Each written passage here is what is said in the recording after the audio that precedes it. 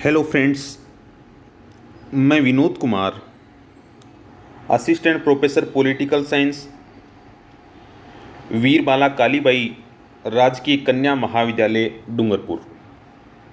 दोस्तों, आज के इस वीडियो में हम BA part third political science के प्रथम पेपर में अरस्तू के संविधानों के वर्गीकरण के बारे में पढ़ेंगे। दोस्तों, अरस्तू द्वारा संविधानों के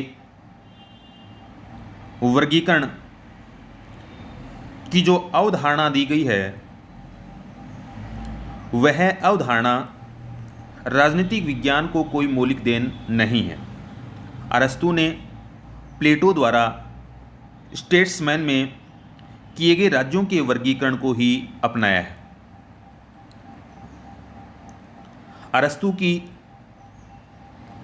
संविधान विषयक विवेचना 158 भिन्न भिन्न संविधानों के अध्ययन पर आधारित है। सबसे पहले हम चर्चा करेंगे अरस्तू के अनुसार संविधान की परिभाषा पर।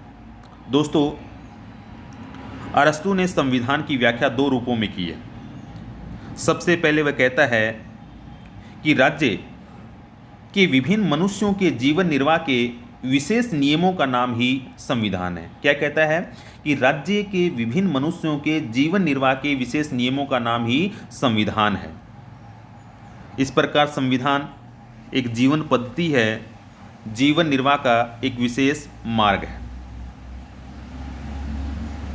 दूसरा, अरस्तू ने अपनी पुस्तक पॉलिटिक्स में संविधान की परिभाषा करते हुए लिखा है कि यह विधान राज्य में विभिन्न पदों का संगठन है, जिससे उनकी वितरण विधि को निश्चित किया जाता है, सार्वभौम सत्ता का निर्धारण किया जाता है एवं समुदाय तथा उसके समस्त सदस्यों के द्वारा अंगीकार लक्ष्य की प्रकृति का निर्णय किया जाता है।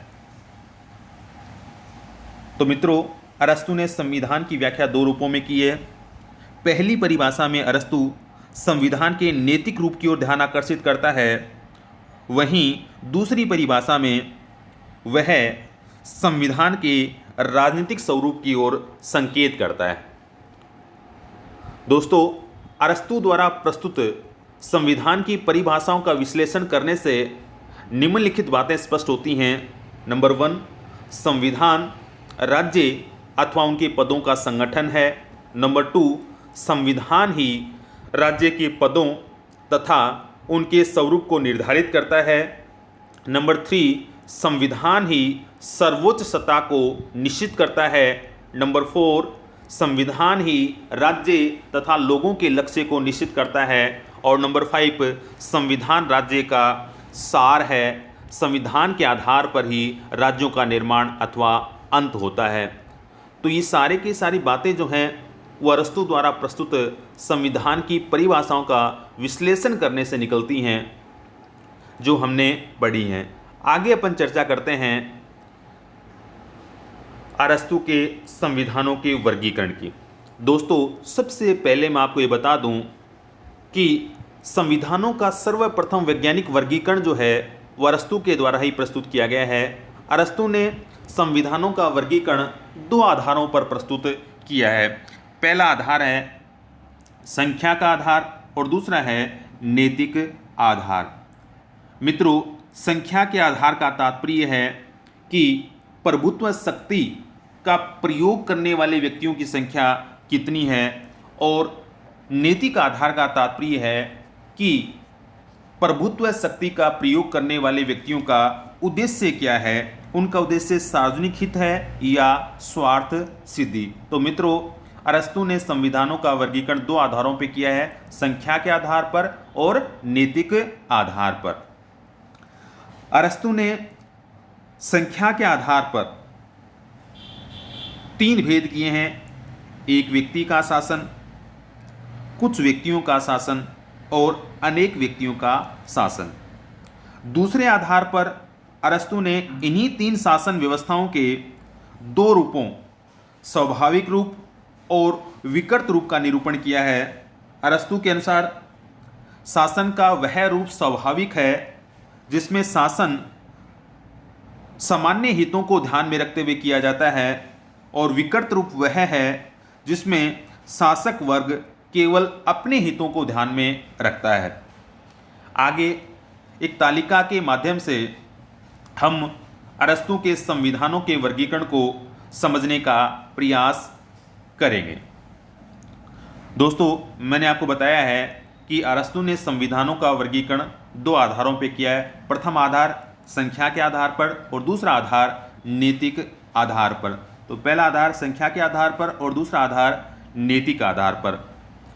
संख्या के आधार का तात्पर्य है कि शासन करने वाले व्यक्तियों की संख्या कितनी है, और नैतिक आधार का तात्पर्य है कि शासन करने वाले व्यक्तियों का उद्देश्य क्या है। अगर उनका उद्देश्य सामान्य हित है तो वह शासन का स्वाभाविक रूप होगा, और अगर उनका उद्देश्य केवल अपने हितों को ध्यान में रखना है तो वह शासन का विकृत रूप होगा।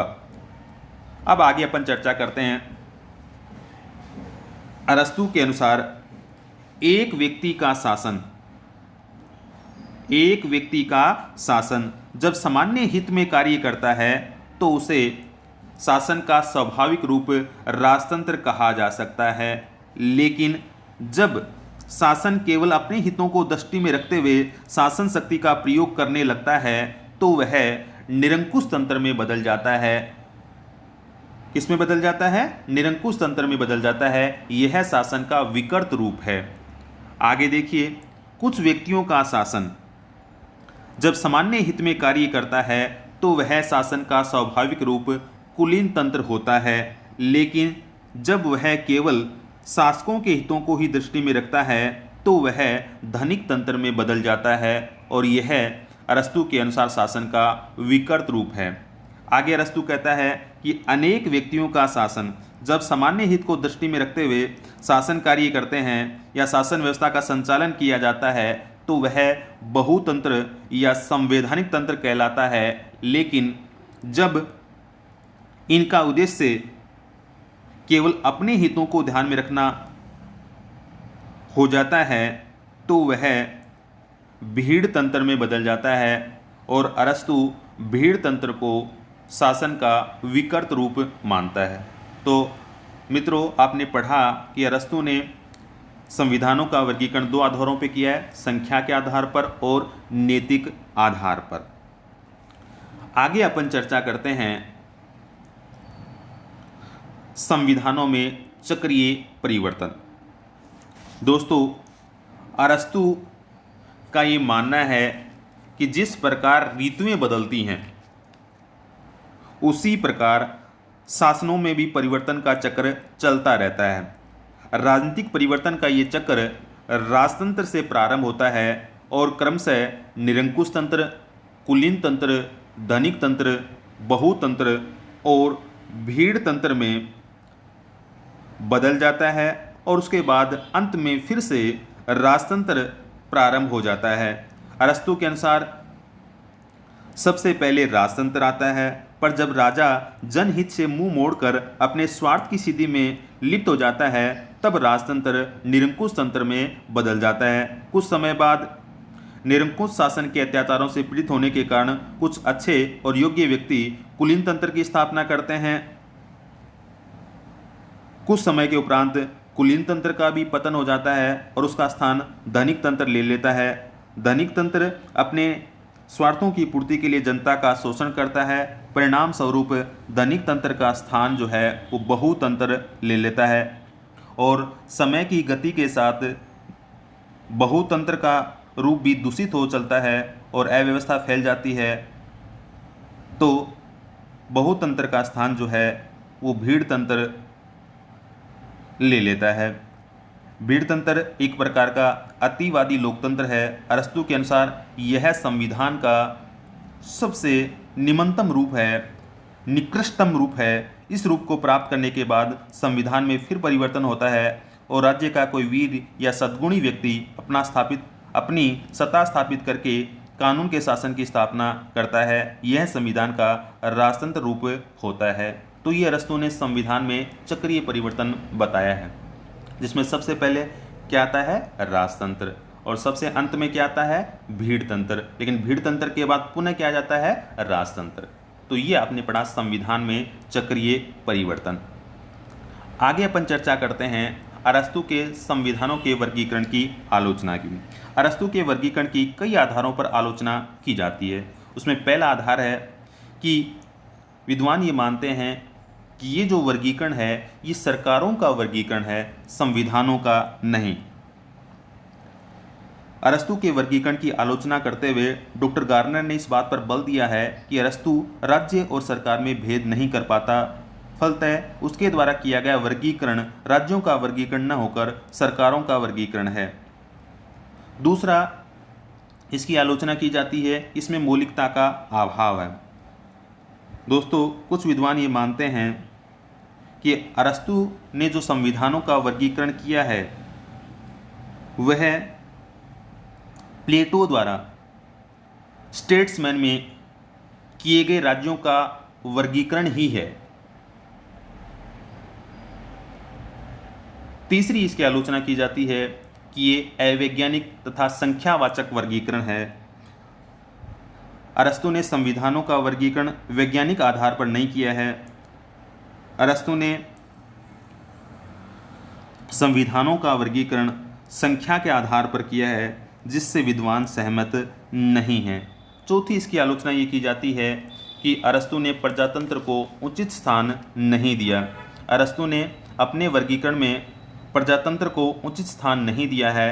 अरस्तु प्रजातंत्र को भीड़ तंत्र का पर्यायवाची मानता है, लेकिन वर्तमान समय में प्रजातंत्र को सर्वश्रेष्ठ शासन पद्धति समझा जाता है। पांचवी इसकी आलोचना की जाती है कि अरस्तु का जो वर्गीकरण है वो आधुनिक राज्यों पर खरा नहीं उतरता। आलोचकों का यह आरोप है कि ये वर्गीकरण जो है आधुनिक राज्यों पर लागू नहीं होता। उनका कहना है कि अरस्तु ने अपने समय के नगर राज्यों को ध्यान में रखकर ही ये वर्गीकरण किया, जो आज के राष्ट्रीय, बहुराष्ट्रीय तथा विशाल राज्यों पर लागू नहीं होता। तो ये अरस्तु के संविधानों के वर्गीकरण की क्या हैं? आलोचनाएं हैं। अब अपन चर्चा करते हैं अरस्तु के वर्गीकरण के महत्व की। दोस्तों, वास्तव में इस वर्गीकरण का ऐतिहासिक महत्व है। यह वर्गीकरण सुनिश्चित आधारों पर किया गया है। राजनीति विज्ञान में यह सबसे पहला व्यवस्थित वर्गीकरण था। अरस्तु का यह वर्गीकरण आगे आने वाले विद्वानों के लिए मार्गदर्शक की भूमिका निभाता है। अरस्तु का वर्गीकरण ही सर्वप्रथम वैज्ञानिक वर्गीकरण था जिसने आधुनिक वर्गीकरण का मार्ग प्रशस्त किया। गिलक्राइस्ट के शब्दों में, आधुनिक सरकारों के स्वरूप के लिए यह वर्गीकरण पर्याप्त नहीं है, पर आज तक जितने भी वर्गीकरण हुए हैं उनके लिए यह ऐतिहासिक आधार रहा है। तो दोस्तों, ये है अरस्तु के संविधानों के वर्गीकरण। अरस्तु के संविधानों के वर्गीकरण के बारे में जो भी हमने पढ़ा है वो एग्जाम में आपसे पूछा जा सकता है, इसलिए ये हमें ध्यान में रखना है। अगले वीडियो में एक नए टॉपिक के साथ फिर मिलेंगे। तब तक के लिए जय हिंद, जय भारत।